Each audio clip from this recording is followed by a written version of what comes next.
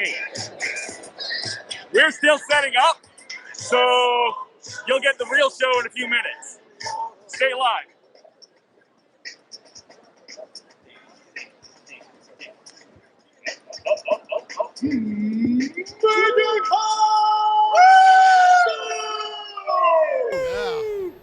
Over in the creator stage, on the creator stage, we're on the creator stage, we're not inside, is the Legend of the Traveling TARDIS 10-year anniversary special! Introducing the smart people all the way down yonder, as my father would say. Exactly. We have the game guy, as he calls himself. He also likes to travel, Dave Chapman. Hello, everybody. Wait. When did you call yourself game guy? I said I was the game guy. Oh, okay. That wasn't a quote. That's what you always call me. I thought you were the rat hole. I am. Yeah. TheRatHole.ca, but what do I do? All right, keep going. I do games. We're already off topic. Yes. Of course, up next we have our artist and the smartest person up here, probably, Melanie D. Hello, everyone. I apologize now for everything that's going to happen in the next 45 minutes. It's fantastic. Your apology. Yeah. Well, coming right now, just from Jedi Business, we have Jessica Womack. Hello. Thank you for joining us from another realm. Yes. No, we have a lot of Jedi business, and I had to rush over, but we are currently safe. Currently is relative. Yes. Just like time. Exactly. And finally, the man with literally no superlatives, because he wouldn't tell me, Christian Basil! That we ran out of time. So. And we're out of time, so thank you for coming. I got you. Oh yeah, you wanna tell the people? I will eat them. You're gonna eat it? Mic. Don't eat the mic. Don't that physically eat the mic. Just get closer to the mic than you So, are. Tell, it's important to know, we got here, how did we get to 10 years?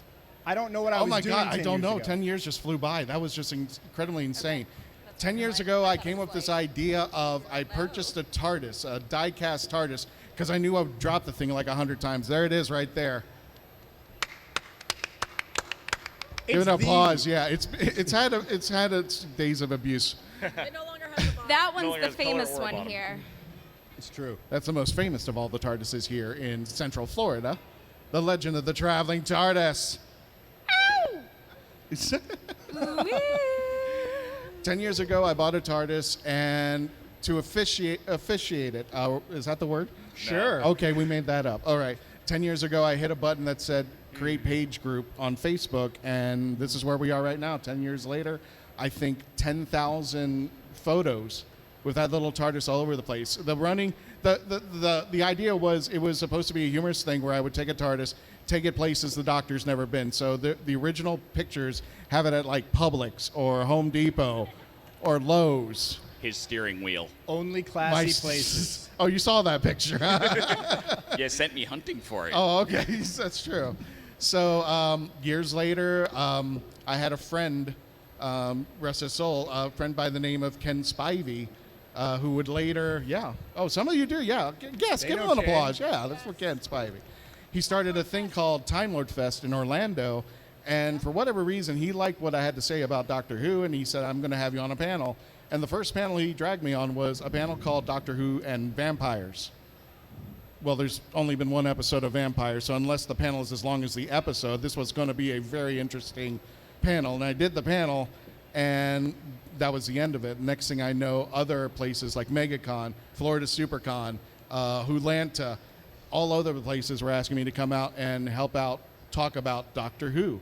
And that's how I guess for a better term, the legend began. And I still continue to take pictures of the traveling TARDIS wherever it went. And that's how everything started. 5 years ago, I was doing other podcasts, one called, a friend of mine named Ian, he runs Gallifrey Stands. And then later I was adopted by our good friend Garrett from Hanging with Web show. And for just a short time, I was the co-host of the Hanging with Web show. And next thing I know, Garrett has got me in his room going, hey, I think it's time.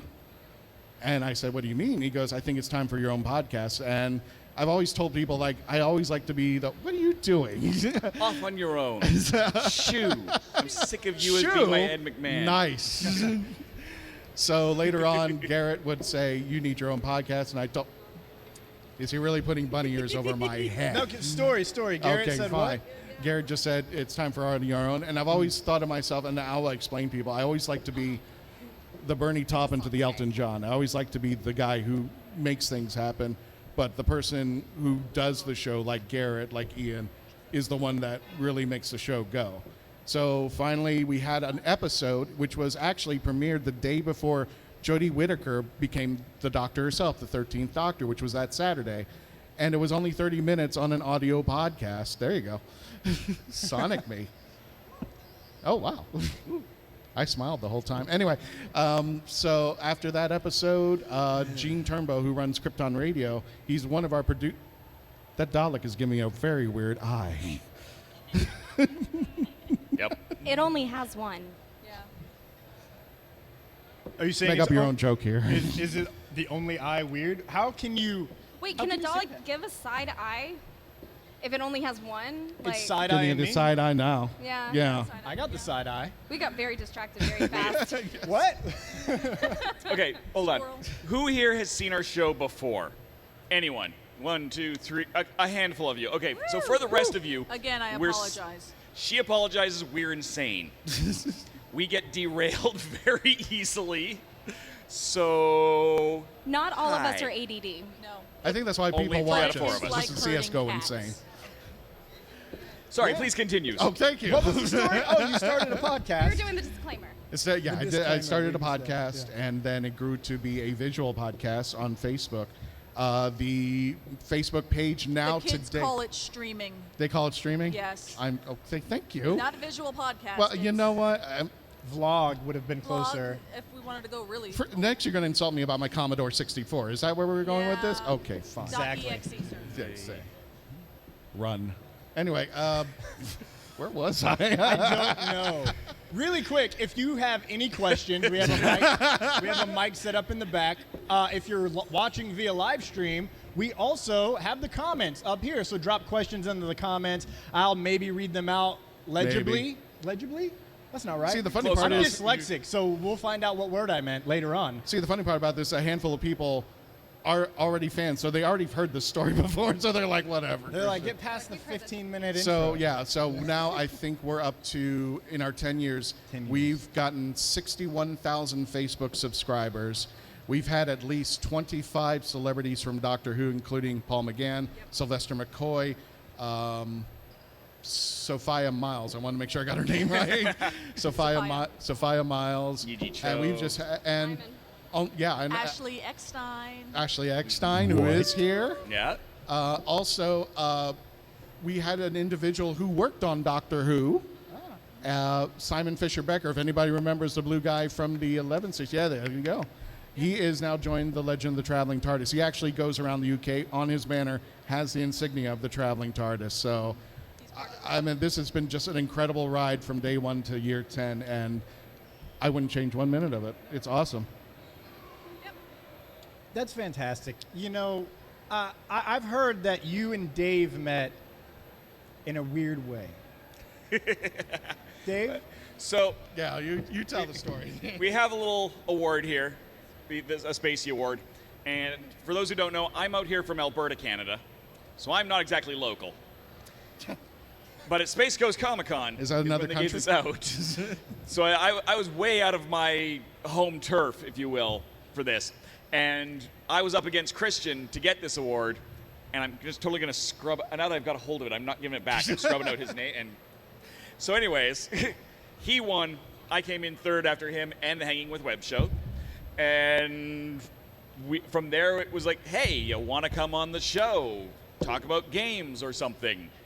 Okay. So I came on a few months later. We set up a time to do an actual show all about Doctor Who board games. And before that went up, you brought me on for Yi-Ji. No, the creepiest villain. Was it creepiest villain or creepiest monster? Creepiest villains. Creepiest villain. Scariest villain. Scariest villain. And I ended up choosing Chang Li from the film. because he was just quite happy to go along with the Master's evil machinations without thinking. And that's a terrifying thought for humanity. And later I actually got to meet E.G. and interview him a couple of times, so that was awesome. And yeah, I've gone from an occasional guest, an occasional side attraction, I guess. And now we can't get rid of him. And now you can't get rid of me. Now I'm away. crossing continents to come and hang out and harass Christian at the booth all weekend. And that was this the weird concept, because the three of our podcasts ran up against each other at Space Coast Comic-Con for what they called the Spacey Awards at the time. So it would never even cross our minds that the three of us, especially Dave in Canada, we would somehow be working together after we competed that. So Dave came on my show, and the Hanging With show is our partner who produces the audio versions like iHeartRadio and all those places. So it was just a weird family thing. You're the real life Avengers. We're the real You life had your Avengers. own films separately, and then Yes. we've come together to make the. But there's a real life Avenger there. There's a real life Avenger here. Welcome to the team. Okay, Yay! They want avenging. You want avenging. Are you up for avenging? Sure, why not? All right. We're all avenging. We're Yay. assembled. Woo! I know I'm from another universe, but it still works. You just grab one. There's a bunch of them up here. There we go. Ah. Just grab one. Melanie. Melanie, how did Yes, sir. you come to the legend of Traveling TARDIS?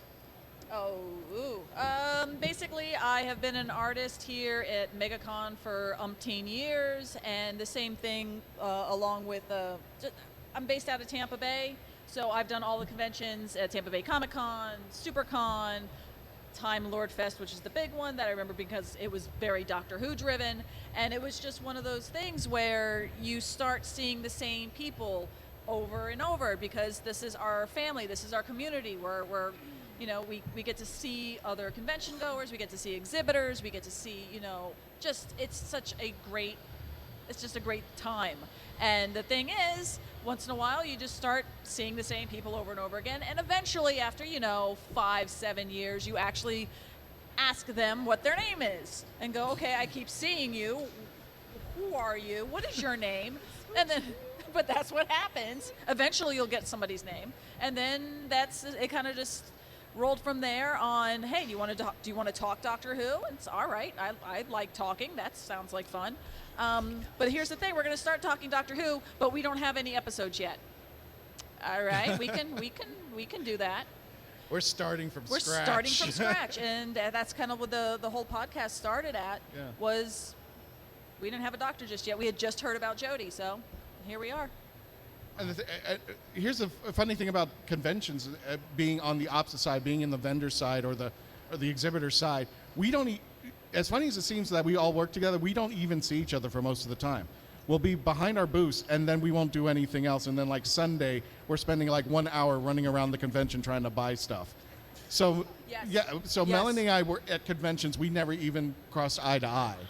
And then just one day, she came over to me and just, oh, I saw you on, you had that TARDIS thing, and I asked her to come on to the podcast, and lo and behold, that's how things work. Same Yep. thing with Dave. I mean, we online. we were competitive podcasters for just a brief moment. Now we just joined forces. So it's kind of funny how just the family of conventions kind of works out in its own right.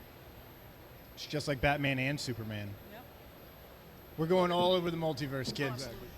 Jessica, how did you join the Traveling TARDIS? I have no clue.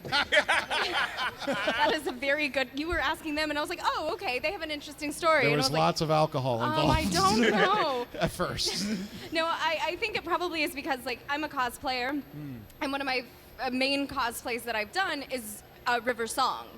So I constantly come to the conventions as River Song with the hair and all the outfits and everything, and kind of how Melanie was saying, I'm a part of a group that, we've got like an 11th Doctor, a Clara, 13th Doctor, we're not an official group, but we just all met at conventions and we're like, well, look at this, we've got the pawns, we've got, So we just all went to conventions all the time hanging out. And of course, Christian's over here with this TARDIS and he's like, hey, I need a picture of you guys. I need a picture of you guys. A year after, well, not even year, convention after convention, because of course there's like 6 conventions in a year. And so, obviously had those in-depth conversations about Doctor Who and got to know Christian just as a friend, convention friend. And then later on, he was just like, hey, you have ideas and thoughts, and you talk Doctor Who a lot, and you're a cosplayer. I'm thinking of starting a talking show. Talking show. Talking show. Podcast, as the kids say. The kids call it streaming. Streaming, yes. No, that's podcasting. And he was like, would you be interested in joining? And I was like, I mean, I talk, so. It really does sound like I was forming the Avengers. It's Yeah, it was like he picked us out each. It was like Putting this group Avenger together. and a gamer and a cosplayer, and like all together we came together to form this crazy group. And as they were saying, we did the Jodie was coming out, and we're like, dude, like let's review each episode, like let's get your thoughts on it, and like this is how we'll kick it off, and then it's history at this point. Well, what I was going to say is that after Jodie's run, and remember how Jodie's run has been 5 years, but there's been 3 seasons. So you go, okay, well, what on earth have you guys been talking about through that? And because we all come from the convention kind of space, we've had episodes where we've talked about cosplay. We've talked about your comic convention, startup kit of what things you need to be bringing. Survival mode for the convention. We do have one of those. Go look it up. We've got that one in our thing, and it's surviving the convention and all the tips and tricks for people who come hydrate. Everyone drink water. And eat. And eat, And eat. yeah. Says the blood people sugar. that none of us have I any forgot water up here at all. That's because you guys are 2 hours. slacking. Thor's got, thirsty Thirsty Thor's thing Where got does us that come dehydrated. from? Mine's with my lightsabers. Why is it so- here? Yeah, Yeah. I left mine at the booth. When we started with the panel, one of the questions that I had to think about, there's a billion podcasts out there that geek out on Doctor Who. So what is yours so different about? And I finally come to the conclusion that if we're going to have a weekly podcast, we need something to talk about.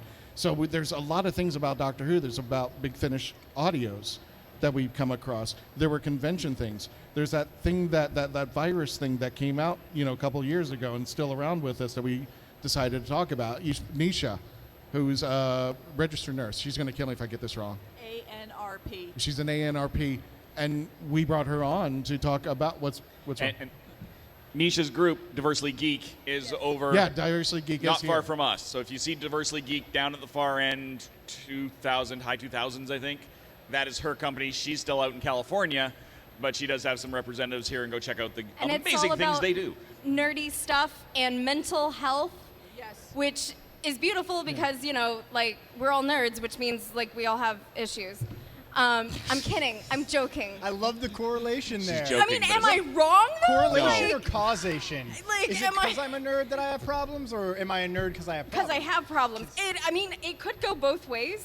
I mean, I might be She's speaking projecting. I might be projecting, sorry. Beta that TMI? Anyway. It's a really good organization. It's a so very good- FYI. We got off topic. Yeah, we got off topic. No, that's why. Having said that, what I Diversity wanted to geek, do yeah. is every Tuesday night, it felt like you were coming to a Doctor Who panel. And when we decided to go on StreamYard, we were doing Facebook, we were doing Twitch, and I think we were Technically. doing one other. I can't think off the top of my head. It wasn't YouTube at the time yet. No, we did YouTube, but it was with Hanging With. Yeah. So what I wanted to give was every Tuesday night at 6 p.m. Eastern Standard, come on, and we would talk about something Doctor Who-wise or something topic that we thought was important and relevant to talk about to Whovians. And we went deep. We went into issues like Nisha's, with Diversely Geek, with mental issues that sometimes reside in the geekdom. How to handle yourself at a convention, bullying, anti-bullying, bullying. Yeah, we Simon Fisher Becker, the gentleman I mentioned before, he came on an episode and he told us our experience. He actually was attacked and physically, hurt. If you see him at conventions, you see him in an electric wheelchair. That's what they did to him, and it was, it's painful to watch this. But the great thing about geekdom is, for me, it's no limits.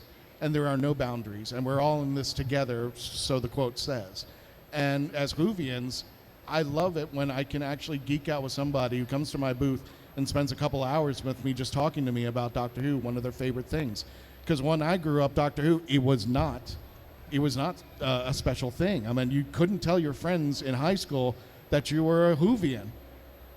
For those of you growing up, am I right? Yeah. I mean, that was the hardest part. Is when I grew up, I actually cosplayed Doctor Who once in my high school, and the kids laughed at it. They would go, "Doctor Who?" And I put that outfit back in the closet and never saw the light of day again. But today, Thomas, when I go around, you see people wearing scarves. They're wearing bow ties.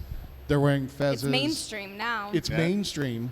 So the kid that had to put his stuff away in the closet all those years ago, he gets to come out to join those kids who are walking around in a convention, having a good time. And, what did you just do? She was making a heart. No, 2 hearts. Oh, okay. Oh, the hearts. Okay, hearts. I'm sorry. For Time Lords. I just saw hands go up, and I didn't know what was going on over here. But the main thing is that my inner child, who was putting his stuff in the closet, now gets to come out and play with the other kids. And he sees the other kids who could not cosplay the Fourth Doctor, maybe in some instances. They have a place to go. They have a place to geek out. They have a place to have fun. And I love the convention side because there's no limitation. You can see the Fourth Doctor playing soccer with Captain Kirk, and Darth Vader comes in, steals the ball, and Stitch is running passes or something. This is the stuff because there's no limitation when you're in it, heart and soul, with what you believe in and share with others. There's no limit and there's no end, and it's an incredible feeling. And I'm sure when you go to a convention, you feel that every moment that you walk around. Yes? Are we wrong? I'm sorry. Are he wrong? Are he wrong? All right, so There was some applause. they agreed. Everybody else? Meh. So how did everyone find Doctor Who? We'll go to Christian last. That is traditional. That is for traditional. the show. So let's start with Dave down there because he's looking at me like he has an answer. Oh, no, I found it as many people of a certain generation did through PBS. I mean, same as probably half the people sitting in our audience right now. Being in Canada, it was still US PBS out of Spokane. Yay for being out west. But I never really paid attention.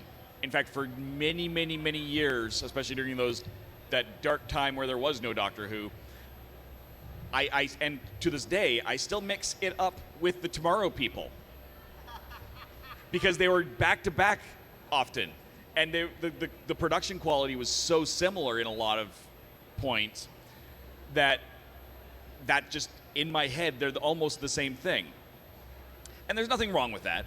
And then eventually, okay, the new one came out. Well, it was not a good timing for me. I didn't really fall into it until, basically Matt Smith came back around, and I'm like, okay, well, I'm going to start watching here. This is a good jumping in point. And I enjoyed it. And then I meet Christian. And now I'm here. It's a fast turnaround. Yeah, if you had asked me 5 years ago, do I think I would be sitting on a Doctor Who panel in Florida, I would have laughed at you. I play board games, and I talk about them. And I've got an entire page of Doctor Who games now. Mm-hmm. I've got stuff coming from the UK. I just got a shipping notice this morning that Warlord Games is sending me a game that you can't get in North America because they don't have the licensing here.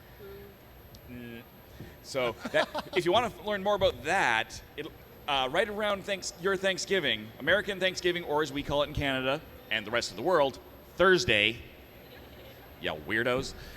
Right around that time, we usually will do a show all about board games, things you can go out and buy, and I will definitely be featuring Exterminate on that one, and Don't Blink, and probably something else that I'll find. Melanie, what is your Whovian origin story? My Whovian origin story is I remember watching it with my dad when I was like toddling around, so probably PBS. I'm small, probably, like pre-kindergarten kind of thing. And there was this weird guy with a long scarf running around, and for some reason back then, These guys were like the scariest things I had ever seen in my life. Yeah, he's just nodding, going, yeah, I was petrified of y'all.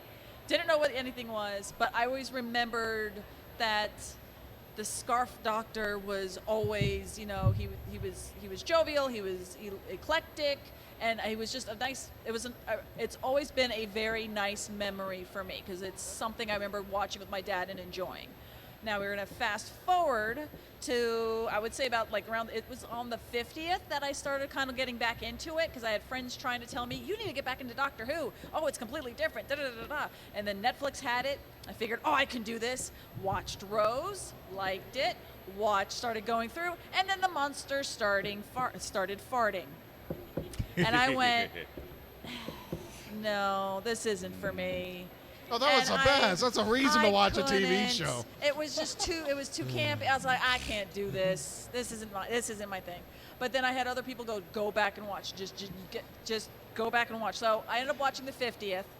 Had that moment where I see Tom Baker making his little cameo, and I went back again and persevered and realized, oh my Lord, there's some Ninth Doctor episodes in there that are absolutely astounding.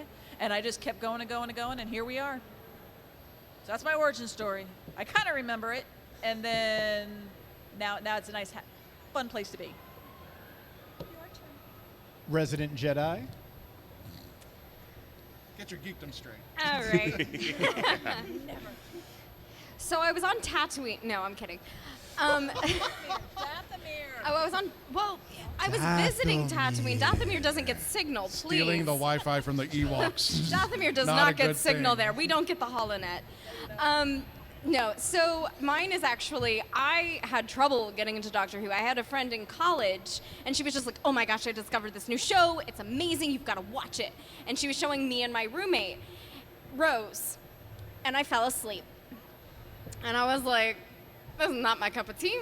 Like, I usually can stay awake through things, and I was like, I know it's like finals and stuff, but like, no, I totally fell asleep, and I was like, this is boring. And so then they tried to get me to watch another episode, and they were like, no, it gets better, I promise. And I was completely distracted, could not pay attention to it whatsoever, and I am not ADD or ADHD. I was just, did not hold my interest whatsoever. And I was like, just not for me, it's fine, you enjoy it, that's great, have fun. 2 years later, my roommate, that same roommate that had been introduced, is watching Doctor Who as it's coming out. And it was The Impossible Astronaut. And she was on the couch watching this with her earbuds in, and she is like very much invested in it as it's coming out. And I was trying to be a butt of a roommate, and I plop next to her on the couch, take her earbud out, stick it in mine, and I start watching right as, spoilers, something happens on the beach. Good spoiler. So I then looked to her and I was like, so did that actually happen? And she was like, I don't know. And I was like, so is he actually like, she was like, I don't know. And I was like, how do you not know? Like, isn't this like his show? Like, how do you not know? Like, and she was like, I don't know. I don't know what's going on. Everything is changing and I don't know what's going on. And like, she's overly emotional and I'm just being like, whatever. Like, as a good roommate does. Yeah, of course, right? And so like I just kind of like gave her her earbud out and I was like, all right, well, good luck with that. And I like walked away. And so like the next week when the next one came out or whatever, I came back to her and I was like, so did you find out if they were actually, and she was just like, I'm still figuring that out because it's like mid-episode and she's watching it this time without earphones on. So I happened to walk by the couch and I watch as this little girl starts having regenerative energy come out of their hands. And I was like, how can she do? I thought he was the last, so how is that possible? She was like, I don't know. And I was like, but everything you've told me and I've picked up from just being your roommate, like that doesn't make sense. She was like, I know it doesn't make sense. I don't know what's going on. And I was like, okay, just interested. You know, and then she keeps watching and then she finally watches an episode and she was like, so I found the answer. Because I kept bothering her. I was like, did you find out about the little girl? I want to know about the little girl. Like, what's going on? And of course, there's filler episodes in between them. And finally, she's like, so I found out what happened. And I was like, okay. She's like, so I'm going to show you an episode. I'm like, all right. So she sits me down and I watch Let's Kill Hitler. That was my first full episode of Doctor Who that I didn't fall asleep in. I absolutely loved it. And from there on, I then had questions of like, okay, so how does this happen? And so then she ends up showing me Doctor Who in River Song order. Because all of my questions were about the little girl. So I kept watching them and I was like, okay, so if this happens, so what happens next to her? And so we're going backwards and like this through the episodes. And she was like, okay, so I think this is where this happens. And so I ended up being introduced to the library. It was a very hard episode for me. That was a very difficult, everyone else got to watch that first and I'm sitting there like, what? What is going on? Like, I knew this was coming because I watched America, but like, yeah. So. What happens to your favorite Oh my gosh, it was horrible. So yeah, so my introduction and my love of Doctor Who actually came, which is why I cosplay River Song, because I still get confused as to what order the episodes are. I'm like, that happened after that. And they're like, no, that was before that. And I'm like, oh yeah, it was for you. Got it. Yep, makes sense. So yeah, my introduction and love for Doctor Who actually came backwards and timey-wimey and everything. So You need a diary or something that keep orders straight. you know, Just saying. I have it, and It's a little blue one. yeah, I have a nice little blue one. I'll bring it one of these days to one of our panels. So yeah, but keep everything in order and make sure I'm not slipping Kristen, up. you want to schedule that in now, or should we wait till we get back to the booth? Absolutely, right after, take you into a noon for a weekend of electroshock therapy, yes. Yes, No, we love perfect. Jessica. We love Jessica. I'm quirky. I'm the quirky one, right? You know what's funny? You mentioned about Wibbly Wobbly That's a as far terrifying as the story schematics, and this is actually one of the funniest things that happened at a panel was that I was talking about, you can appreciate this, Arthur, I was talking about survival. For anybody who doesn't know that, that's the 7th Doctor story. That was the last story of the 7th Doctor before it went off the air. As I'm talking about survival, a woman verbally stops me and says, stop, spoilers. She stopped me in an episode that premiered in 1989, and she's just watching the series, and I'm sitting there going, I Ma'am, can't I'm gonna complete a have- thought. Ma'am, I'm going to have to ask you to leave. That's right. Earmuffs. You can't do that. You got to be earmuffs. So I'm like, that's the hardest part, is because people who join in Doctor Who today, they started in the 2005, and when I go to conventions, I'll start talking about Classic Who, and they're like, I haven't seen that yet. I'm like, what am I supposed to say? Go watch it. That's their fault. I mean, I haven't watched But Doctor only Who. Doctor Who can do that. That's the That's thing. my It's the only way. Before we jump to Christian's Whovian origin story, Oh, because God. that's a 30-minute right Oh, there. hang on. If you want to ask questions, you can head to the microphone right there. Those of us watching live, those of you watching live, drop into the comments your questions. This is the 10th anniversary special of the Legend of the Traveling TARDIS. That is so many things to say in a sentence. Christian. Painful. No woo. Christian. We'll work on It's that. day one. It's day one. Take it away. What was your Whovian origin story? Oh my God! Well, Arthur, I keep poking at Arthur because Arthur, nobody knows about this. Arthur is head, or at least, can I say head of? Gentleman right there. There is actually a club for Doctor Who Whovians out there, and they've been around. Am I wrong about this? You guys have been around for 40 years. Is that right? Because I joined you guys in like 90 something.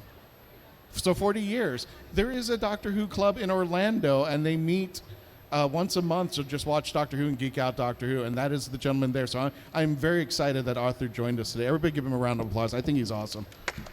40 years of a club, and they're called the Guardians of Gallifrey. You can look it up, check it out. If you live here locally, please check them out. They're a fun group to go out there. And if anybody knows Doctor Who, it's Arthur and the team out there. Having said that, I started my Doctor Who because Arthur and I think we can say, we're creatures of PBS. We're the kids of PBS. Yeah. So everything we knew was Tom Baker. Now, here's the thing about growing up, and full disclosure, I tell everybody I started with Robot. I don't remember. Do you remember your first episode?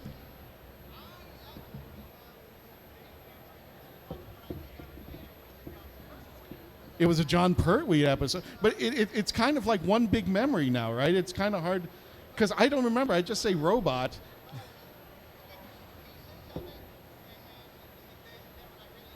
Uh-huh. Right.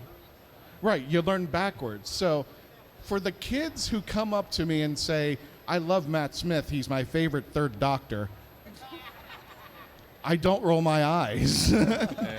And here's the reason why. When I grew up Tom Baker watching him. And all I remember is he started at Robot, which was a really cool episode. He had Sarah Jane Smith. He had Leela, both Romanas, Adric, Tegan, Nyssa.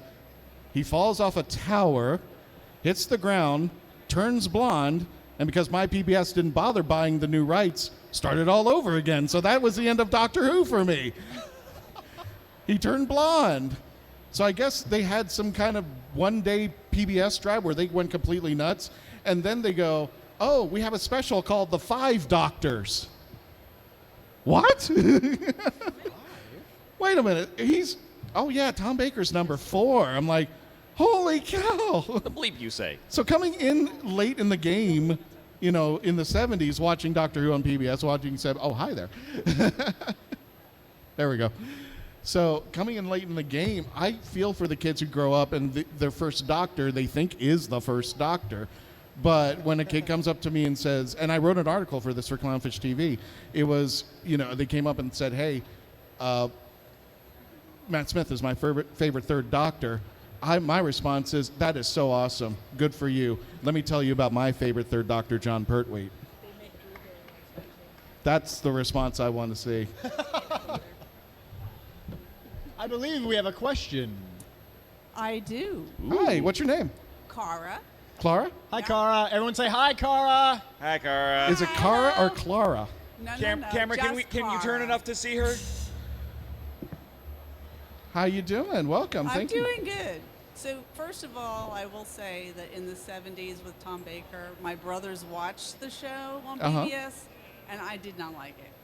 You didn't like it? So fast forward, my husband found the Christopher Eccleston reboot, and he watched part of it. He was like, oh, how can I get Cara to like this?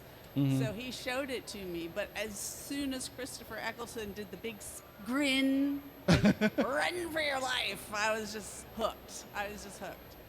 Now, the question. Yes. Your opinions of the last season with Jodie Whittaker. Our opinions of the last season of Jodie because Whittaker. I was Good night, everybody. Thanks for playing. So say, I Okay. just had a hard time following it myself, so I'm interested to hear other people's opinions. I love Jodie Whittaker. I Okay. think she's a great doctor, but we're used to having an episode, okay? And there is an end to the episode. Right, there's- Maybe there's a 2 episode. And I was just telling my husband, Uh-huh. I'm like, Amy Pond, okay, the Ponds, there was an overarching theme, but each episode had sort of a beginning and ending. And this last show, it just felt like every ending was more confusing than the last ending. But maybe that was just You're me. completely right. Every episode was more confusing than the last. So the base question is, what did we think about the last Yes. season of Jodie Jodie Whittaker? Yes. Okay. It's not Flux, right? It's Yeah, the Flux. Yeah, Flux. Yeah, Flux. it's Okay. Flux. It is Flux. Okay. With one X. Everybody's looking at me for an answer. I mean, I'll go and I can make it small. Okay, Melanie. Yeah, Melanie, take it. Go for it. I think I'll go not just for the last season, but her whole arc and go, she deserved better writing. Yes. And I mean, I really did like Broadchurch. I know Chibnall can write. However, I don't think this was his cup of tea, even though he was a fan of sci-fi and Doctor Who. I just firmly believe that the episodes that, and we've reviewed all of them, the episodes that he wrote were my least favorites. The ones that he did not write, the Tesla episode, Rosa, the Demons of the Punjab, Village of the Angels. Village of Angels. Specifically. Those amazing. He didn't write them. I love them. They're ones that I just feel like her last season, we have an entire bowl full of spaghetti of loose plot points. And I don't know what we're going to do. So my wish is please, I really wish that RTD gets like one episode with Jodie. Please let that happen. But that's it. It's. I wish she had better writing. Well, to go off of, we tend to agree on a lot of things. So I figured that I'd lump in with you.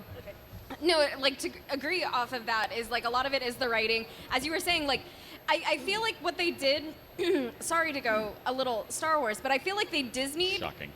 The Chibnalls Disneyed a little bit by trying to retcon the original stuff with a lot of the child, the lost child, only timeless, the lost child. Yeah, we don't speak about that.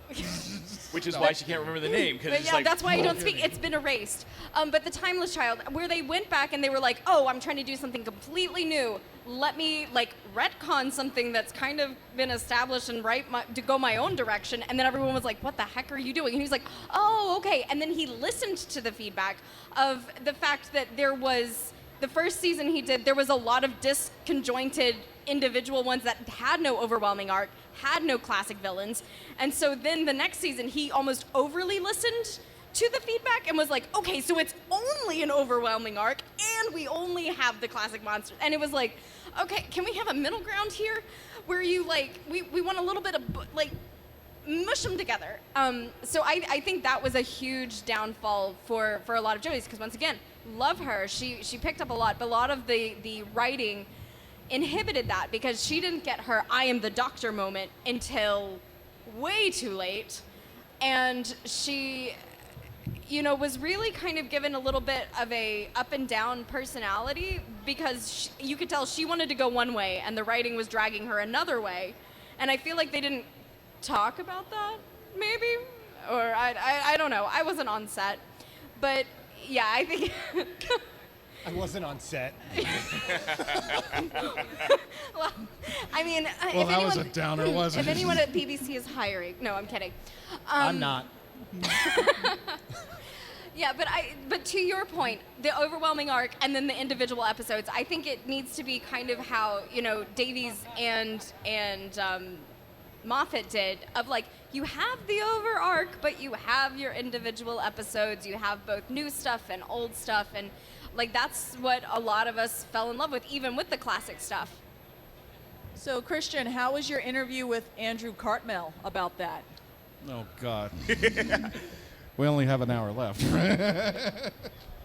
Well, first of all, I just want people to know we're not ignoring you. We're actually streaming live on the YouTube, on the Facebook. So that's what we're doing. We're typing to people as they're watching us live. So everybody here is actually being seen live by the audience who's watching at home live. So everybody, welcome. Thank you for joining us. Everyone wave at the camera back there. Everybody give them a wave. Let them know you're here. Your hand fit So perfectly. we're reading your comments, but if you got questions on the camera, please go ahead and put them in the chats, and we'll bring them up for you. But I've been reading your comments. We do have a question. Oh, we do have a from question. Joseph McGrail. How has America reacted to the news of the new Doctor? There's a new Doctor? Number Look at 14, that. yeah. News to me. Shooty Gatwa. Right. Let's point out that our delightful moderator is not a Whovian. Yeah. And hopefully within gonna in the make him next one. hour or so, We're gonna we make will him have one. changed that. I love time travel. There you go. You could watch it in the order I watched it, and like, yeah. Question, gonna say- is it like Back to the Future? Is it all a bunch of BS? Wibbly wobbly, timey wimey stuff, yeah. I love timey-wimey. It's a little bit more like your brother. Dead. Yes. No, just insane and all over the place. Oh, yes. It's still dead. And Loki was arguably some of the best Doctor Who in a few years. Actually, can Dave and I finish the last question? Yeah, absolutely. Sorry. Okay, no, actually, Dave, you're next. About the timeless children. No, it was Flux. Flux. We just got off a We told him topic his on trigger that. word, and Yeah. now he's on like the timeless child. Short answer. Child. I again, like everyone else, the writing. Oh my God, I personally love the serialized stuff.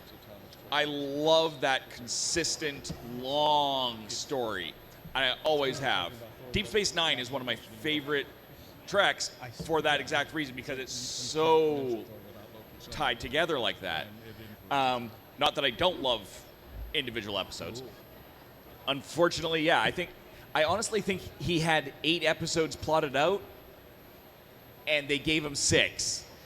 Because what have you done the last 2 seasons?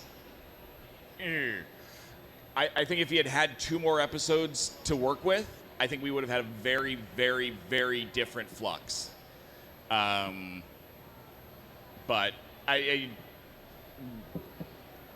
everything else has been said. No, it hasn't. My turn. And the clock starts. Are we putting on a timer?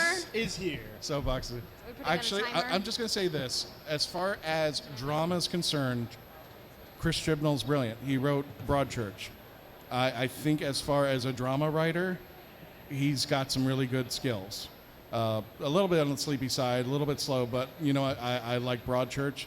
And whatever that thing was on Fox that came over here, and I was like, okay, never mind. But I love Broadchurch. Grace Point. Grace Point, thank you. We don't talk about Grace Point. We It don't was talk made about for Bruno. Americans.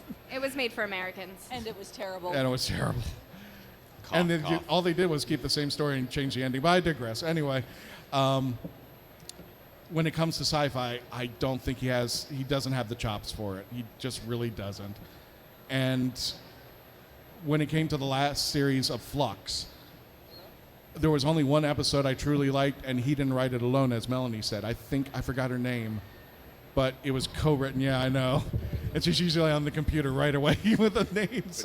Village of the Angels? But yeah, the Village of the Angels. I thought that was the best episode. Having said Easily.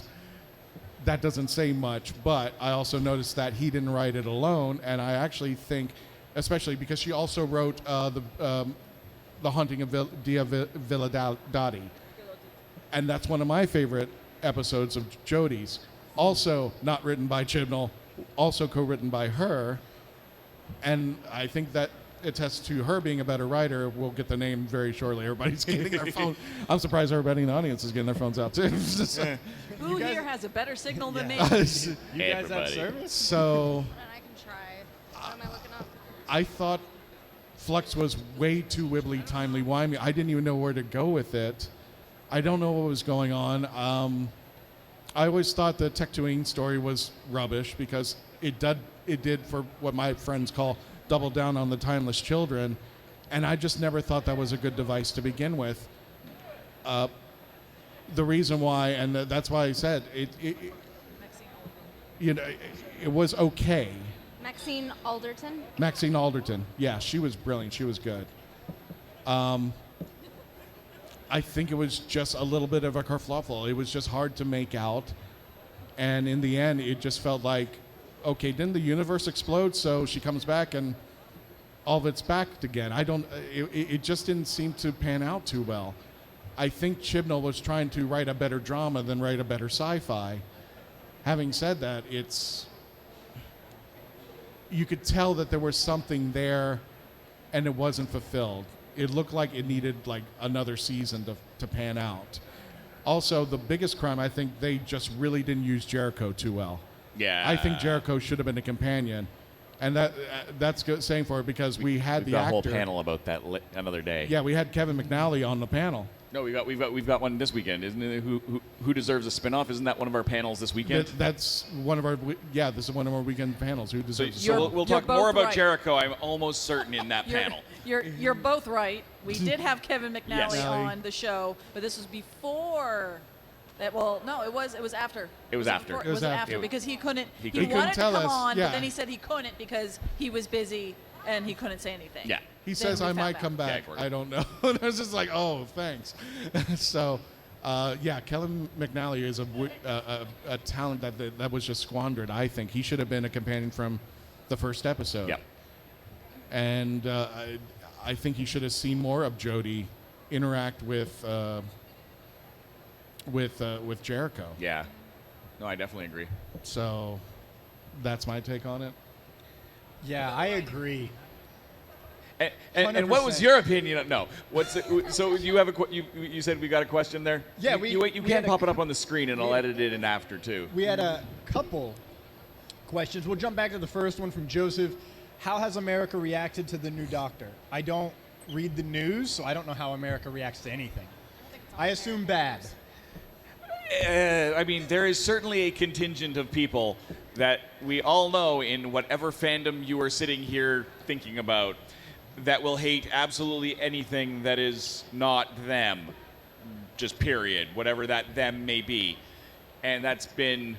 The underbelly of the opinion has been a very not ideal in a lot of those circles that we all know. But, I mean, generally, I think there's been a big more often than not, a positive, and sometimes that's just, yay, no more Jodie. And again, I love Jodie, and it's the writing, but not everyone will make that distinction. Yeah. So it's been a mixed bag, I think, reaction. Better than most, I think, from what I've seen in a lot of the changes. Yeah. I would say that the announcement was the on a lighter note. I think most American audiences, and I'm going to just speak for everybody in the U.S. and say everybody went and saw it and went, how do I pronounce his name correctly? Yes. Because if you go on every YouTube that's based in the U.S., everyone, including us, because we even asked some of our UK viewers, how do you pronounce this? And we were told Scooty. And we're like, no, it's Shooty. Oh. So I think that was that was the first Does thing. everybody know about the 14th Doctor? Hands up for everybody who's excited about the 14th Doctor coming in. Yeah, there we go. So we have Shooty Gatwa. Shooty Gatwa. So that was, I think, honestly, what the most Americans were like, oh, we got a new doctor. How do I pronounce his name? Okay, I got it. All right, cool. And then we just got the barrage of every type of leak, whether you wanted the leak or not, or the news of what's going on. So, spoilers. I don't. There's a reason why it's not a vain reason that I don't watch other Doctor Who podcasts at times, mainly because I don't want to be influenced by them. But this was the first time ever I went on other Doctor Who podcasts because I was listening to see if anybody would pronounce the name correctly, and I listened to like 7 different podcasts, got 7 different interpretations. It's spelled Ncuti. So at the very beginning of my show, I was going like Nakuti, and everybody says pronounce it Shooty. I'm like, it took about a third of the way of the podcast to figure out how to pronounce it. I felt bad because that's a name that's important to somebody, but I was just like, Google I could not your even friend. find the pronunciation, so I felt bad about that. But yeah, we're excited about this. But if you are looking to improve it and actually pronounce it correctly, I don't think you can be held at fault for that because everyone makes mistakes, and he does have a complex name to Americans. Yeah. So the fact that you are looking to pronounce it correctly and you are altering that as opposed to going, well, I'm pronouncing it this way because it's spelled this way. Because some people will do that. Sorry, I'm not going to diss this country. Twitch. But some people would do that and say, well, we're in America, we're going to pronounce the way that it's spelled. No. So the fact that you are aiming to find the correct pronunciation and are now pronouncing it correctly, I don't think there needs to be an apology. And it took you less than 10 years to do it, unlike some names. Cough, Sophia Miles. So, Sophia Miles was the girl in the fireplace, Madame de Pompadour, and it was 10 years of Sophia Miles, not Sophia Miles.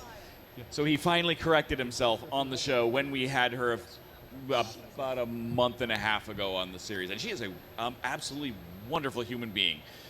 Let me tell you, that episode was one of the most ridiculous and crazy fun shows that we've done in a very long time for various reasons.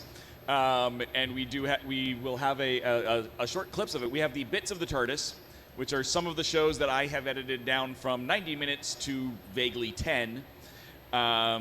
So that'll be going up next Thursday on the YouTube channel. Yeah. So you can, if you are not already subscribed, come by the booth. We even have a QR code. You don't even have to look us up. Hint, hint, nudge, nudge, wink, wink. Oh, you also go on the YouTube channel, not right now, but you can subscribe to our YouTube channel. Sophia's entire episode is on there for you to watch from beginning to end. And you hear a lot about people having like blooper reels and stuff like that.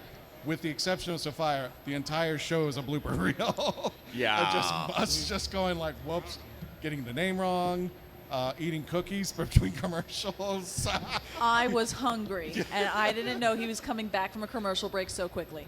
People's he wasn't. Then she was eating cookies.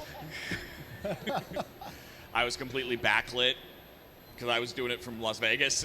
So And I'm like, I felt so you bad. want to see this, not me. And I felt so bad because I think Sophia, when I was rewatching it, Sophia looked like we were laughing at her, and she didn't get it until you brought out the cookie. She was like, I felt bad. It was something. It was just like, oh. If God. you think we're crazy now, that was interesting. We must have more questions. We have yes. two. Okay. One is his name is Tom Kosak. Asked, "Is that Arthur? The back of Arthur's head I see?" Yes. Yes, it is. He didn't hashtag it? He did not.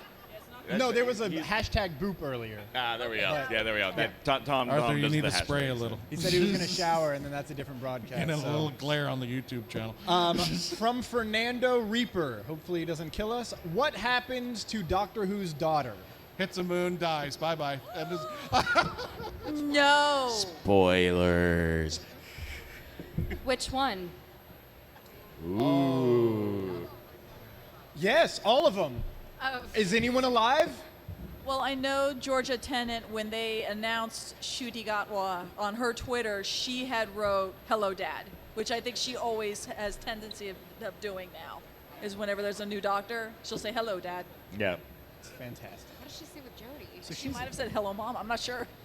I was about to She say, might have what'd also say still with said Jodie? hello, Dad. I don't know. Yeah, I mean, Good point. Well, what was that running gag for a little bit there, Thomas? What happened is, at the end of, there was an episode called The Doctor's Daughter, Yeah. and she leaves the planet. She gets on a rocket and takes off.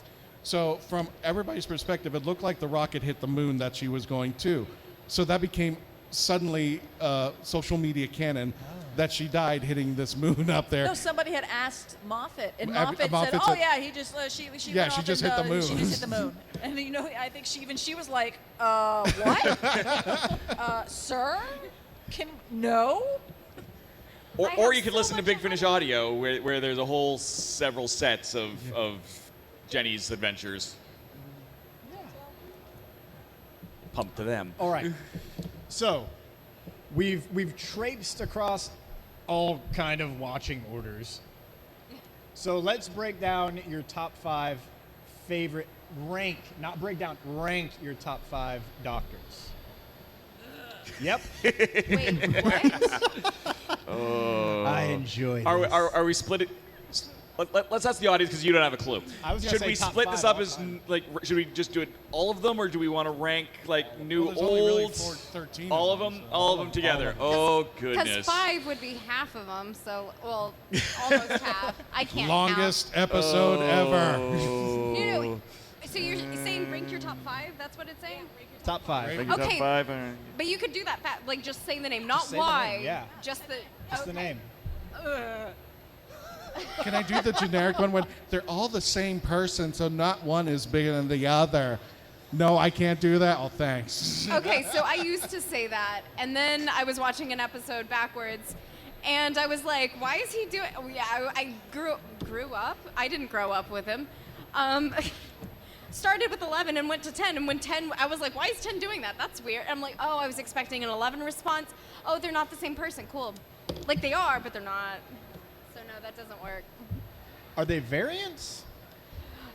Yeah, no. No. So Bravo, sir. Thank you. It's what it Go with sounds that, like. Mr. Marvel. it does sound like that, doesn't it? I came up with mine, and they're still thinking. I've I'm got a, mine. I did mine in my head and didn't have a piece of paper, so yeah, but I'm. I've got mine. I'm just worried who's Fine, going go to ahead. unsubscribe when I give mine. go for it. 4, 10, 11, 8, 9. 8 because of Big Finish is a lot. There's a lot of Big Finish in there. That's why he goes up higher. And 9 would be number 5, only because we're just starting to get Big Finish. I tend to like the new Who more than the classic. Done. Boom. Fair enough. And because I'm an idiot, I'm actually changing mine ever so slightly. So I said 7, 3. The Fugitive Doctor. I was going to say, what the heck is I'm going to F? throw that at her. War Doctor. I said 11, but my brain was silly because I would definitely put 8 ahead of 11. Honorable mention being 12 and Peter drop. Cushing. Ah, yes. You're my fire when ready. Yes. Chess. Oh, Yeah, you guys, Jeff. have you? They just did it. Oh, right. Sorry, I was. Hi, welcome to the show. Oh yeah, I had my nice nap. We're live. It's fine. Go ahead. We can edit that out right now. I'm kidding. So I can, or I could edit in the points where like the really close-ups of you are looking like that. Yes. just like that. Oh, The that is Dalek where is embarrassed I'll be the of one us doing right the now. editing. lovely. Yes. So my Check top out. 5, it would have to be my first. 11, 10, 6. Love 6. 12. How many have I done? Don't you 3, dare. 12. I'm going to say 12, Peter, and then I'm going to have to go with the War Doctor. Yeah, I didn't even think war. Yeah. Yeah. Well, because he doesn't define himself as that. So that's a middle. Specifically not. Is he a 0.5? Wait, do I get another 0.5? Sure, take a 0.5. I That's an can't think honorable the mention. that. If I get a 0.5, I'm throwing the curator in there. Oh my God. You knew I was I going know. to. Yeah, knew I would I'm do surprised it. you didn't to begin with. We're still not sure, but we like to. But I am. Okay. Christian. Headcanon. Arthur's looking at me intently, like, "Shut up, kid."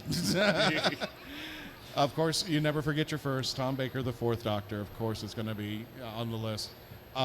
He quickly became my favorite out of the gun. As soon as I got past his first series, Peter Capaldi is my second favorite Doctor. Once you got to Rock and Roll Doctor, that was it. I wish he started Rock and Roll Doctor. I wanted to see that wily-haired, guitar-playing guy riding on his fish tank, saying "dude," and they have like Bill and Ted walking like "dude." Minus the That's Sonic right. That's what my sunglasses. crossover will be. So excellent. Yes. Third Doctor, Matt Smith. I got to give it to Bowtie Guy. He just, and I think a lot of people are saying the same thing, because one of the criticisms I see online is with Shooty is that he's young, he's around the same age as Matt, and he hasn't really done much. And I said, well, I can also say that about Matt Smith, and he blew us all away. He had a very great dynamic about the way that he handled his Doctor. That it was just a little bit slow, but once he got with the pawns, once Matt felt comfortable with Arthur and Amy, and you could tell they could work together. It was just a blast. And then throw in Alex Kingston. Holy cow! Yeah. That's a beautiful salad. So Matt for 3. A gunshot of a show.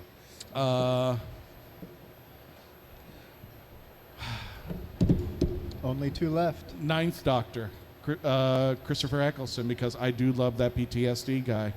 I'd love to see how the Time War damaged him, and it was Christopher Eccleston who brought Doctor Who back. Let's give it to him.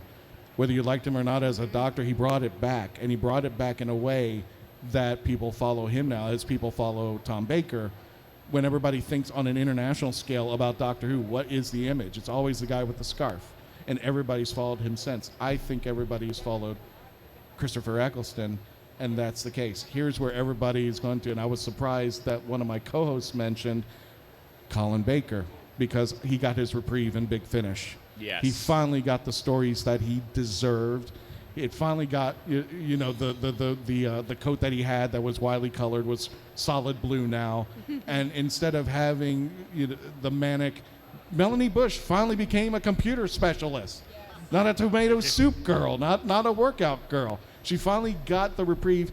And when you give Colin and Melanie Bush, Bonnie Langford, you give, and then he's had some great companions. Who's the companion that recently died in real life?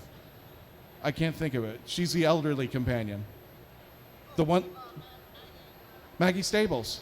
Yes, the companion that finally took the Sixth Doctor and calmed him down and made him the way he was. We finally got to see the Sixth Doctor we should have seen on TV played out in audio, and now it was just a beautiful thing. So yeah, as much as people diss on 6, I put him to my top 5, because Colin Baker is an incredible actor if you give him the stuff he needs. The Holy Terror is one of my favorite Big Finish. Come on, it starts off almost Monty Python. His companion is a shape-shifting penguin. How much more do you need in this story to go completely nuts? And the whole story is about this civilization who worships the shape-shifting penguin and the Doctor finding out what's really going on in the society. And it's one of those stories that I think was written beautifully by Rob Sherman. It takes something that is so wonderful. You think it's going to be one thing, and by the time you go on this roller coaster ride of Doctor Who, when you get to the end, it's heart-crushing. But it's one of those stories that I love best about sci-fi, Chris Chibnall. It leaves you talking after it's over, and in a good way. Yeah, I was going to say, a lot of his stuff left you talking after, just not necessarily positively. So, of the people that are here, how many of you guys have actually listened to some of the Big Finish audios? Okay, well, Only a couple. So, have you heard haven't? of Big Finish audio? You haven't? Okay, we've got at least a couple of nodding heads. That's good. So Big Finish Audio is based out of the UK. They have more than just Doctor Who, but they have taken Doctor Who and probably have more episodes in audio form than there are on television. The Eighth Doctor has years and years of brilliant stories. Paul McGann is actually, if you count Big Finish, the longest running Doctor. Which is great because he started very early with them. And like you said, the Sixth Doctor really gets redeemed. Melanie Bush gets redeemed as a character.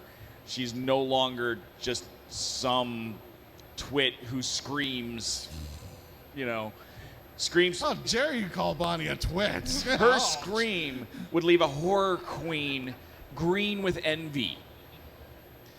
And it's just... Wait a minute, wasn't that true? John Nathan Turner told Bonnie, you have to end, when they end the cliffhanger, when you end with the scream, she had to hit a certain note with the scream. Was that correct? I swear that's documented somewhere. Yeah, every time there's a cliffhanger and Bonnie screamed at the end, they would tell her to hit a certain note to hit it, or the highest note. I was just like, okay. But the point being, they're amazing stories, and they've taken a lot of really great characters. Megs, who was a background character in Greatest Show in the Galaxy. She's the weirdest werewolf ever. But, and she becomes a full companion for Sylvester McCoy, and it's some great episodes. So definitely look up Big Finish Audio. They've got freebies. They've always got sales. We've got lots of interviews with people from the shows. We've got reviews of the shows. Sadie Miller was on the show, who took over from her mother, doing Sarah Jane. Sweet girl. Sweet woman. Amazing, yeah. Benji Clifford, who's one of the producers, has been on. Lots. Big Finish. If you can't watch Doctor Who on TV, listen to Big Finish. You can find a lot of their stuff even on Spotify. So by all means, check that out. And the episode that you're mentioning, first of all, Sadie Miller is the daughter of Elizabeth Sladen, who played Sarah Jane Smith in the Fourth Doctor series, and she passed away after her series, The Sarah Jane Adventurers. Her daughter is now taking over the audio version in Big Finish, and she's really spot on. The thing is that there was a reason why Benji was on the show. Yeah. I just happened to come down with a sinus infection, and I called upon Benji. Benji Clifford is actually sound designer. I don't have it now. Get away. Benji Clifford. Crud and whatnot. That's why I got my own microphone. So I asked Benji, who is the sound engineer, to come on. We're just being careful. Yeah. Yes, there we go. Thor's ready. To come on and host the show, and I actually sat on the panel on the StreamYard chat. I was told when I went to the doctors that they did that swab test, that early swab test, and they said that you don't have the coof, but we want to check later to see if you do have it. So they did another test and sent it out away. So 2 days later, I called them up and I said, "Do I have it?" They go, "No." So fine. So we did that episode that weekend. The Monday thereof, I get a call from the doctors going, "You had it." So I did an entire episode with the coof. That was the episode. Whatever you want to call it. Whatever YouTube doesn't want us to say about it. Yeah, that's it. That's the one. I just thought that was interesting. We have another question from the stream. Ooh. From the online video vlog thing. Coming from Pop, GW Palmactor of HWWS. In all of these 10 years, what is the most interesting photo or place captured by the Traveling TARDIS? Stay tuned, because I'm taking the TARDIS with me for the next month. I wish I could show the photo, but I'm sure all three of you would agree with me. Peter Capaldi's photo, Yeah. with the Traveling TARDIS, hands down. The interesting part about this particular photo was when I went over there. There's a great story about this. It was at a convention. Peter Capaldi was there. Now, I tell people that Peter Capaldi is a fan of the fans. He loves the fandom. That's one thing you'll understand if you ever meet this guy. So Peter, I take the Traveling TARDIS to him. If everybody knows what it does, I give it to people, take pictures, pose with it. So I give it to Peter, and Peter goes, "What am I supposed to do with this?" I was just like, "What you do best." That's exactly how I phrased it. So he goes, "Okay." And he took the picture, and it's probably one of the most viral pictures on the Traveling TARDIS. It's just him doing this. Not only is this probably the most famous picture, but I at least know two people have made artistic renderings. They've painted pictures of this picture. Wow. I'd just like a little credit, please. I don't mind you, but I told him, I just said, "You guys are great. Can you just give me credit that you took it from the photo?" Hashtag it. Just Totally give me a little bit of fine. credit. Give Peter and I a little credit out there. But the mere fact that two people painted this picture that I took, that to me, that's They what the look Traveling TARDIS amazing. is. Yeah, and they're amazing pictures if you ever see them. Also, they give credit, we give credit, and like Exactly. I don't And know where shares. accents come from. But Somebody will go like, you didn't give me credit for this, and then I tag it right in there Yeah. next second if they tell me. So, I think one of my favorites, two other favorites, is Sylvester McCoy and his almost puppet master one. Both of these are in the opening credits, so if you do watch the show, you will get to see those even if you can't find them on the Facebook page. But also Eric Roberts and Paul McGann kind of fighting over it. Fighting over it. Yeah, there's a picture. It was a convention in South Florida. It was Eric Roberts and Paul McGann were sitting next to each other for the TV movie. I think at the time it was like the 25th anniversary. I think so, yeah. And strangely enough, nothing against Eric, but Paul had a line and Eric didn't. And then it flipped. Eric had a line and Paul didn't. And I just said, Paul knew about the Traveling TARDIS. He loves it. He knows it about it. He's been on our show too, and he knows about the Traveling TARDIS. And I said, Paul, what would it take to get Eric and you to fight over this thing? And surely enough, they did it. So Paul goes over, "Come on, Eric, let's do this. Let's do this right now." And Eric's going, "All right." And he just stands there and holds the TARDIS. And Paul is just geeking out, trying to pull it away from Eric. And it's just a beautiful photo. But you also mentioned Sylvester McCoy. There's another photo that I love. It's him holding the Traveling TARDIS in front of Atlantis at NASA. Thank you, Dan Harris, for that. I got to take him on a tour of NASA with a bunch of other Whovians. I had that privilege from a gentleman by the name of Dan Harris, and I got to have him stand in front of the actual Space Shuttle Atlantis holding the Traveling TARDIS. So Did anyone recognize total him? geek out of that. What's that? Did anyone recognize Sylvester McCoy? Because I love this story. We had to take. There was a group of like Doctor Who classic celebrities. There was Daphne Ashbrook, Simon Fisher Becker was there, not Paul McGann, but Sylvester McCoy was there. And I took Sylvester to the restaurant, the lunch bay. And Sylvester was just aimlessly walking around. He was looking at the menu. He kept walking back and forth the restaurant. And off to the side on the table, there were these two girls that were staring at him the whole time. And I had walked by the table myself, and the girls grabbed me and go, "Is that who we think it is?" And without skipping a beat, I go, "Yes, that's Jodie Whittaker." So they, but I was just like, I'm walking around NASA, and nobody knows who these people are. I'm like, what? Of all the places not to recognize sci-fi celebrities, what? Engineers don't have time for that. They're trying to make It's open to the space public, go though. up into the X. This or is a whatever. tourist Public attraction. nerds. Exactly. This is the tourists. The tourists. Oh yeah, I mean, They probably recognize Astronaut Abby. Oh, Yeah. the astronaut Abby? Yeah. Yeah, she was awesome. Do we have anything else in there? we do not in the Yeah. comments. Ooh. So do we Shout have any out- questions out here? Because we still have a little bit of time left. Because they gave us a very long panel, which we are very, very grateful for. Actually, Tom Cossack asked if there's any more candy. Oh, There you go, Tom. Yes. and some Canadian candy back Yep. at the booth that I didn't bring. Oh, and I'm also seeing some amazing Doctor Who cosplayers. So just so you know, by the end of the day, come take a photo with this gorgeous fella. Yep. We're here too. No, I'm kidding. So yeah, make sure you do that, especially if you are cosplaying 13, because he has a whole album on the Facebook. Yeah.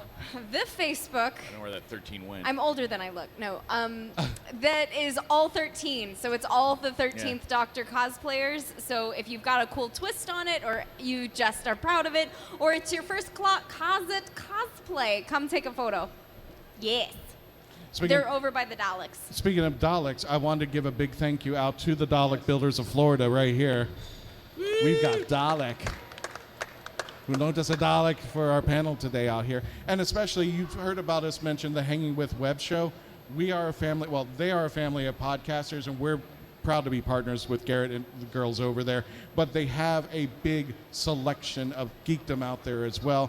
So I want to give a big thank you for the gentlemen who hosted our panel from the Hanging With Web show. Thomas, tell them a little bit about yourself so they know where they can find you. my name is Thomas. I was born once. That's about all you need to know about me. He's a Only once, spy. Are though. you sure, Thor, you're a god? I'm a spy from another realm. My name is Thomas Carter Rochester. I'm an actor, voice actor, podcaster, host. I do it all.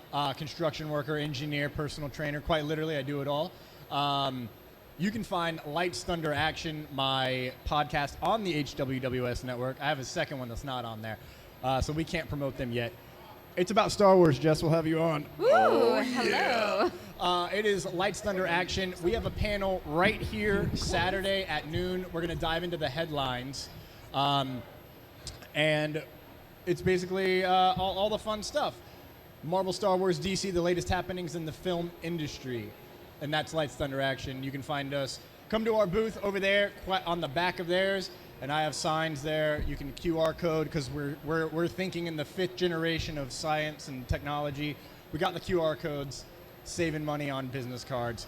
But we have a question coming from the StreamYard that is important to note. It's not the one I was going to ask, so you're all welcome. Hi, Christian and Company. This comes from John Coogan. What a name. Hello, John. Question. Which one of... Which one off? I never learned how to read. Classic monster would you like to see reintroduced? If you steal it from me, I'll kick you. Go first. Can I go first? Yes, you can go first. Candyman. I want the Candyman to come back. I want that candy. He I knows want I him would've, yeah. CGI'd, and I want to see it now. And I want to see how he gets defeated, if he melts away or whatever. That I want the Candyman. I've just been a big fan of that bad guy. I was just like a villain made of candy. It'd be like Willy Wonka backwards and evil.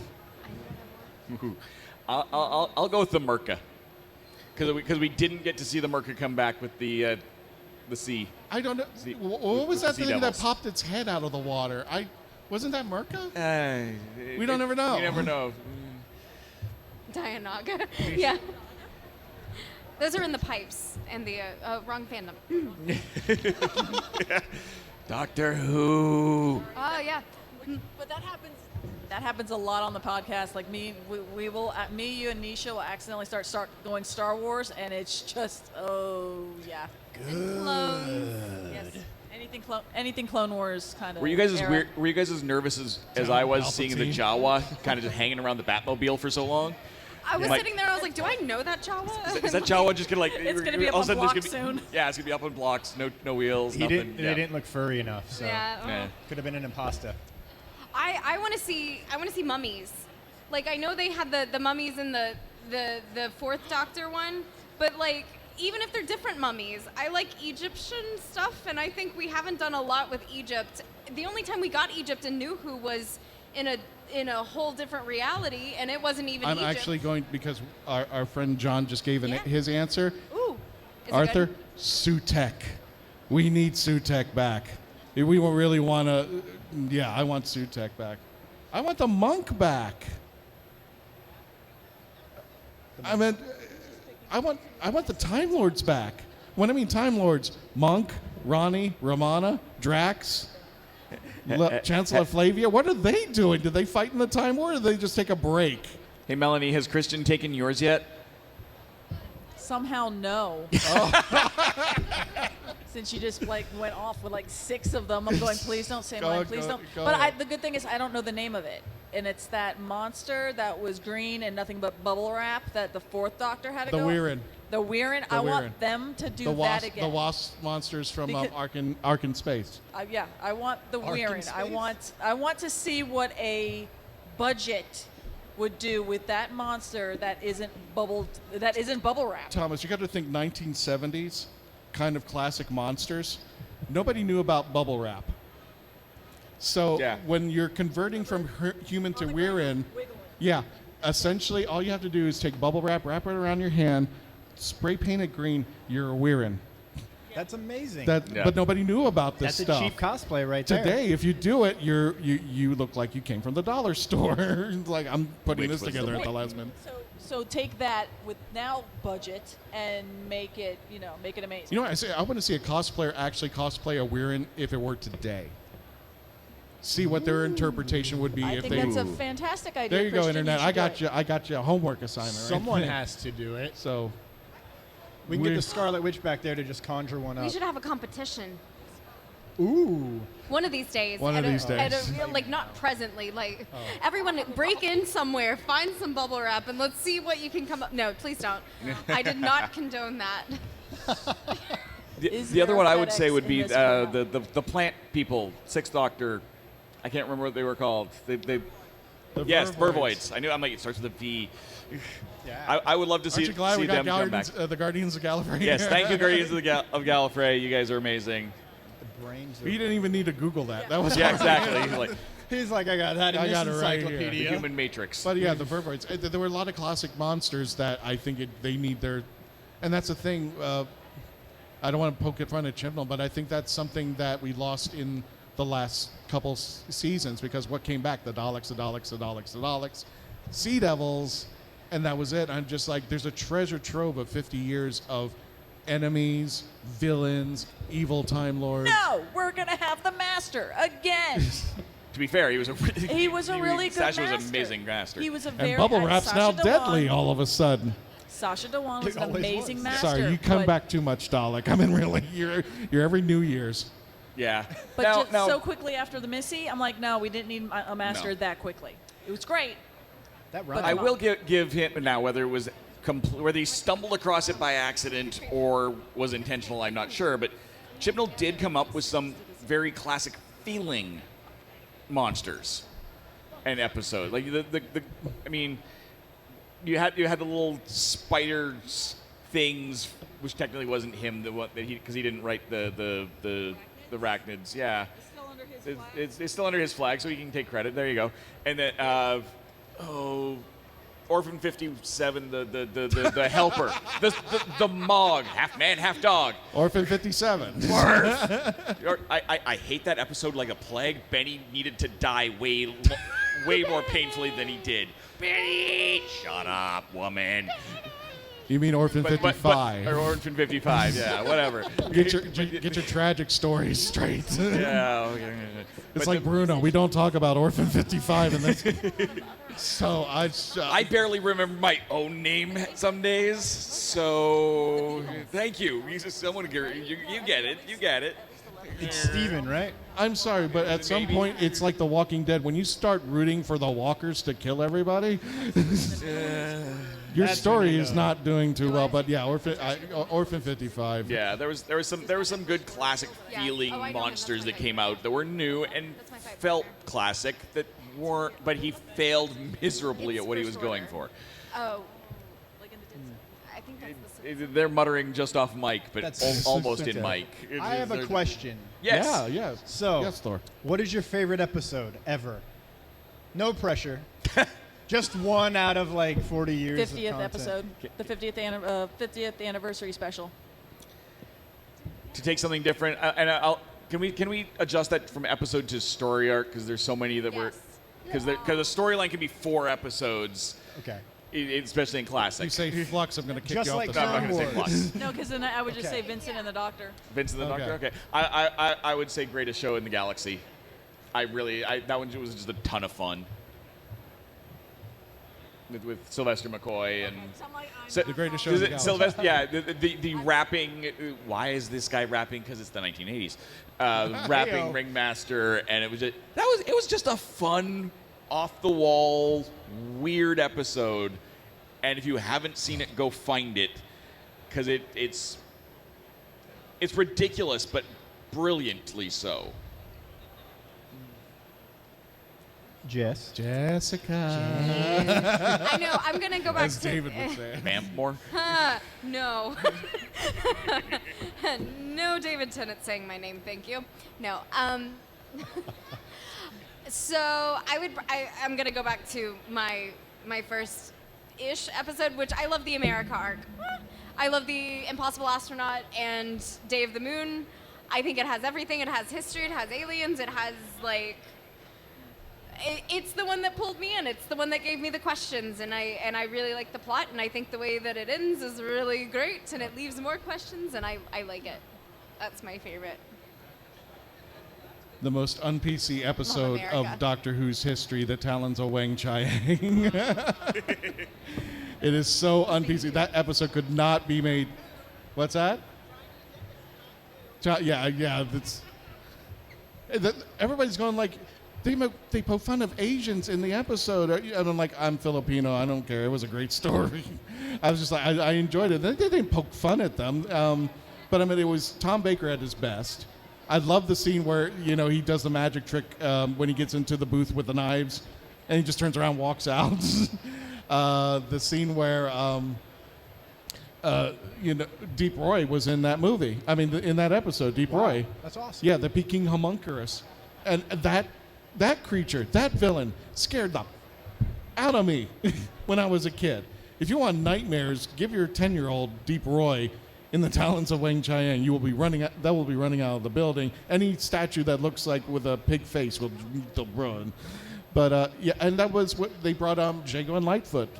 Jago and Lightfoot, the 2 characters that came out become Big Finish people. Unfortunately, I think one of them passed. Yeah.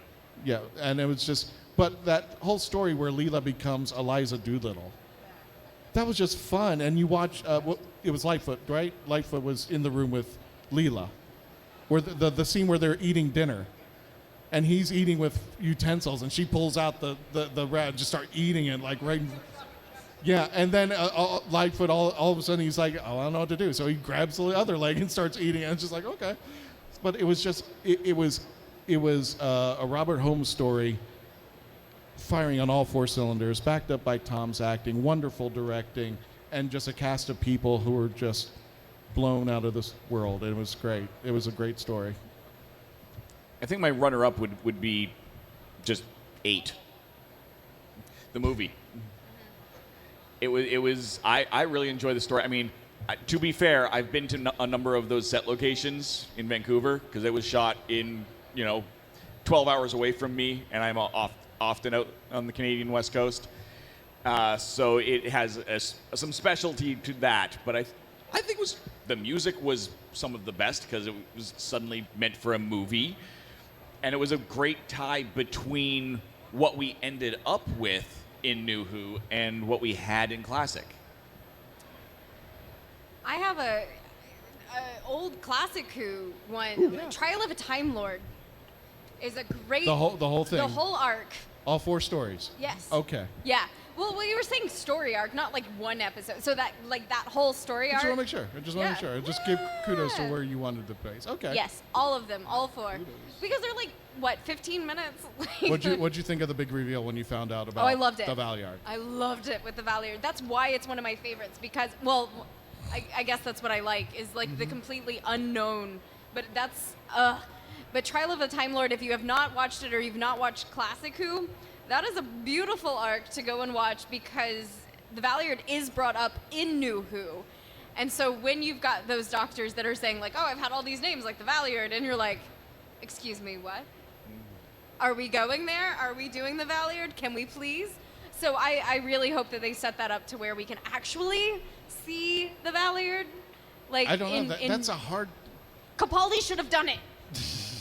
I'm just saying, he was in the right age. That's a hard sell, though. Oh, he was in the right age, and he's tall enough, and like if he had come in with the dark hair, like they could have done it.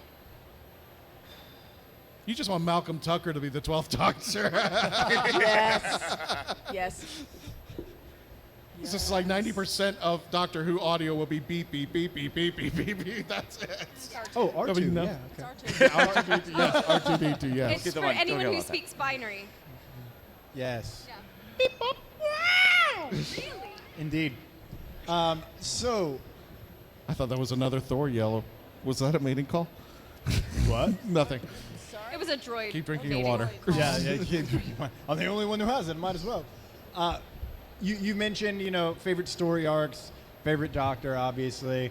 I'm not going to ask favorite companion because I want to know who's your favorite Doctor companion duo. Duo. Ooh. Look at this. I stumped him. No, it's not that you stumped. It's like I could answer, but I'm like I don't want to Do be you understand? basic. It's 60 years of companions and doctors. It's like he does picking not your understand. favorite. It's like having 800 kids and picking your favorite one out of the 800. So it's just, My this one is knee-jerk on- one would be the Fourth Doctor and Sarah Jane, but I'm gonna go with. See, I just got it in there anyway. I'm gonna go with 10 and Donna. Wait, I love Ted and are Donna. we I asking think they're duo funny. of like between two companions or duo of Doctor and companion? Doctor. Which Doctor and Doctor and Doctor and companion? Okay. You can have two 10 companions. and 10 and. Yes. Yeah. I'm not going to ask the next question I had in my mind. Never mind. But no, 10 and Now I Donna. want to know the question. You don't want to know the question because we know the because answer. we know the answer. But yeah, companion and Doctor. I'm gonna twist it ever so slightly and say Time Lord and companion and go with Chang Li and the Master. Because he was very much a Chang Li and the companion. Master? Yeah. Okay. Jessica, because I haven't made my mind up.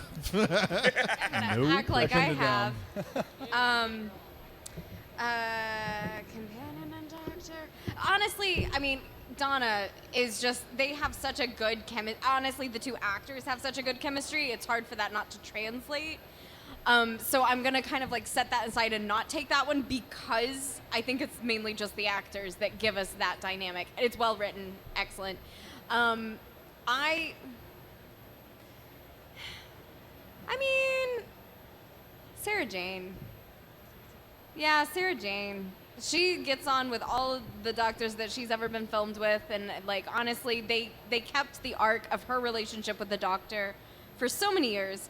I think that is like the companion. If there was like one where it's like who is the Doctor's companion, I think Sarah Jane is the companion. Did you pick a Doctor? Or are you just picking 6 Doctors? The Doctor is all I caught. That's the problem with the companions. It can be anybody's companion. So Sarah Jane has been seen a lot of doctors. So now we have to pair up, 3, 4, 9. She should have ate some apples. She should have ate some apples. Because time travel, you know. Yeah. It's all relative. Christian, have you broken it down yet? I did. It was mentioned twice. But that's Oh. No, I actually, and this is nothing against Elizabeth Sladen, but I think the best Doctor companion duo was Romana 1 and the 4th Doctor. Because Mary Tam and Tom Baker really played off each other. Throw in John Leeson as K9, that's the cherry on top. And they were just, and it's a shame that Mary Tam only lasted for the Key to Time series, because I could have seen them gone even further. But their play off of each other was kind of fun. The moment where, the Doctor's telling Romana, be careful of traps, and then he walks right into one and he goes, and then she just walks right up to him. Oh, yeah, I see. It's a primitive little trap. And he's just hanging there and I'll go, oh. no. It's, those little quirks that Mary and Tom put together. And then you throw in K9, where K9 wants to get out of the TARDIS, and the Fourth Doctor's going, no. And K9's going, I'll be good. He goes, no. Things like that. Just little things. Where are you going? Oh, the Dalek's moving. Dalek's I wasn't wandering moving. off. I mean, we Or only have am about 5 I? minutes left, so the Dalek is just kind of no, I wandering. got you. Everybody who, thank you for joining us. Yes. Thank you for being here. If you get a chance, please, you can join us at our booth. It's in the community center right next to the Dalek Builders, which is where the Daleks go in. Please subscribe to our YouTube channel and our Facebook page. There you go. We'll give you some stickers. And please, this is the 10th anniversary of the Traveling TARDIS. We couldn't have done this without you, without your support, without everybody here, Melanie, Jessica, Dave. I couldn't have a podcast without them, or it would just be me talking with myself, and that gets boring after a while. But I could talk with Arthur himself. But it's been an amazing 10 years. It's been an amazing ride, and a lot of people have been very supportive. Thomas here, the Hanging With family, and everybody who's been joining, everybody who's been in the chats. I'm giving you all the chats. Dan, Tom, John, a lot of people have been there. Ramona, Andrew, Ramona, Carl, Donna, Ramona. Pop. Lost it. You guys are Everybody. all Matt awesome. Pife, Joseph. You're just now shouting out names, aren't you? I am. I'm definitely reading. Where can the people out here see you, Jessica? Yeah. Oh. If you're at MegaCon, I'm going to be a lot of times with Saber Guild over in the Star Wars section. If you've got younglings, we do have Padawan training once a day. So it's ages 5 through 12. It's just going to be teaching the Force, lightsaber techniques, and we may have a Sith crash, but we'll see. Oh, Anakin Skywalker? No, not that type of youngling training. Oh gosh, your younglings are safe. Oh no. This got dark. No Anakins Just will take be the mic away. allowed in the room. Just take the microphone away from her. We have clone troopers guarding the. No, I'm kidding. That was a joke too. No, I'm sorry.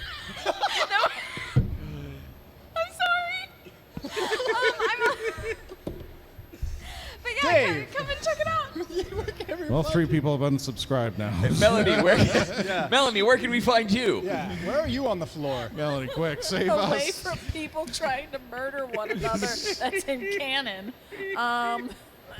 There's death around all y'all. Anyway, I am in Artist Alley, booth 365. Good luck trying to find it because all the chalk on the floor is gone. But I'm not at that pillar, but the one next to it. So let's say if we're counting pillars, I'm the second pillar over there. So there you go. The north pillar. The north pillar near the Artist Alley sign, that's also to the north. By the way, me. in case you're wondering, north, that way. I know a lot of people don't know cardinal directions. I think Especially it has it on the big wall. It says south and north. Maybe. I don't Usually know. people say north Now, and south.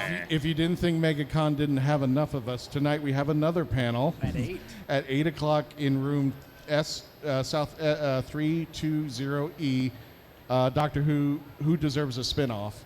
And we'll be discussing about characters and people on the show who practically deserve a spin-off. And just like the StreamYard, as you can see online, well, you will be seeing online if you haven't been watching on the YouTube or the Facebook. See it here. Yeah, people interact, and we try to interact back.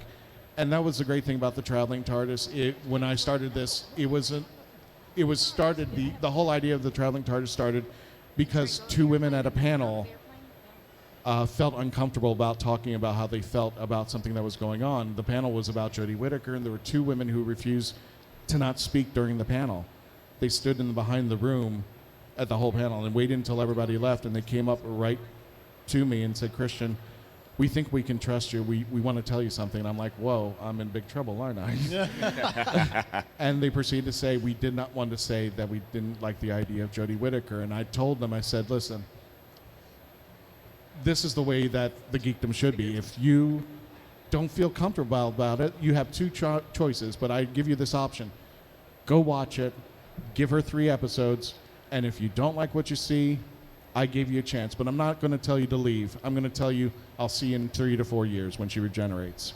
There you go. Because every Whovian should be brought back. Not every Doctor is going to be their favorite, but we're all Whovians alike. We should all respect one another. We all have differences, and that's the cool thing. Not only about the Whoniverse, but about the geekdom as well. So please, when you get a chance, subscribe. Go and join us. We're going to be moving back until 8 o'clock when we go to our panel. And I want to thank you for joining us. Please give yourselves a round of applause. I appreciate you coming. And thank you all for joining us. And I want to thank MegaCon for bringing us out here. Have a great night, folks. We're going to see you all this weekend. Absolutely. This has been the 10th anniversary of The Legend of the Traveling TARDIS. We'll see you all around. Come join us over there in the 1100 section of the booths. I'll see y'all Saturday for my panel in this general vicinity. Ladies and gentlemen, huge round of applause for The Legend of the Traveling TARDIS. Stick around. In just a couple minutes, we've got legendary comic book